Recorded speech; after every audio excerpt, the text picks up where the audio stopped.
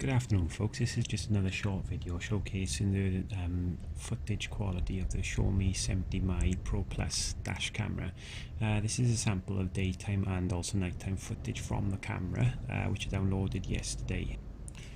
A couple of things: the footage is in the 4:3 aspect ratio as opposed to 16:9, which isn't a problem. However, as you can see, there's black bars either side of the screen if you upload the footage to a platform like YouTube that does 16:9. The footage is 30 frames per second and shows up as 2592 by 1944, so it's a bit higher quality than the usual 1080p.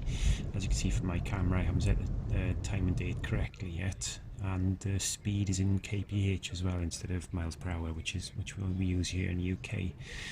Apart from that, the footage is quite clear, quite crisp. Clearly see the registration numbers of the vehicles in front, which is what you need from a dash camera really. And the same with the nighttime footage, and I'm quite happy with the quality of it. As always, thank you very much for watching. If you have any questions, please leave a comment below and a like, and I'll try and get back to you as soon as I can. Okay, thank you for watching. Cheers.